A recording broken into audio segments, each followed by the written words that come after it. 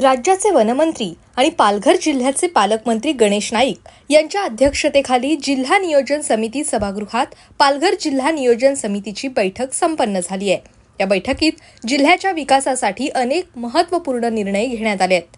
या बैठकीत 21 जुलै 2025 रोजी झालेल्या बैठकीच्या इतिवृत्तास मंजुरी देखील देण्यात आली आहे। तसंच पालघर जिल्ह्याच्या सर्वांगीण विकासासाठी 799.43 कोटींच्या वार्षिक योजनेचा महत्त्वाकांक्षी आराखडा निश्चित करण्यात आलाय, ज्यामध्ये जिल्हा वार्षिक योजनेअंतर्गत आदिवासी घटक कार्यक्रमासाठी 410.13 कोटी रुपये इतका मोठा निधी मंजूर करण्यात आलाय। तसंच या आराखड्यातून तातडीने 138.96 कोटींच्या कामांना मंजुरी देखील देण्यात आली आहे। तर शासनाकडून वितरित 30% निधीमधून 62.35 कोटी रक्कम खर्चासाठी उपलब्ध करून देण्यात आली आहे।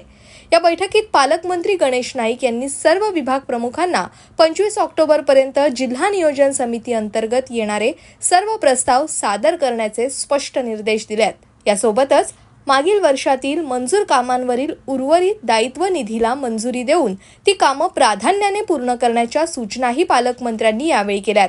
यासोबतच धार्मिक पर्यटनाला चालना देण्यासाठी पालकमंत्री गणेश नाईक यांनी यावेळी एक महत्त्वपूर्ण घोषणा केली आहे।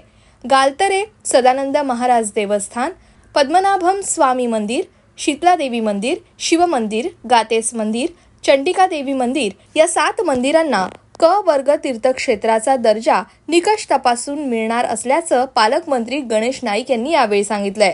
तसंच वसई विरार मनपा अंतर्गत विरार इथे गोगटे सॉल्ट पॅन करिता देण्यात आलेल्या 550 हेक्टर जागेवर विकास आराखडा तयार करण्यात आलेला असून त्यामध्ये सोशल इंजिनिअरिंग अंतर्गत Bharat Bhavan, holding pot, recreation centre, sports complex आदी बाबींचा समावेश आराखड्याचे सादरीकरण देखील बैठकीत करण्यात आले।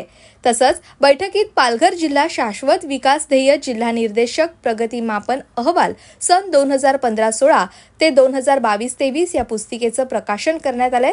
तसंच क्रांतीसूर्य महात्मा ज्योतिबा फुले आणि ज्ञानज्योती सावित्रीबाई फुले यांचे एकत्रित वाङ्मयाचे पालकमंत्र्यांच्या हस्ते प्रकाशन करण्यात आले।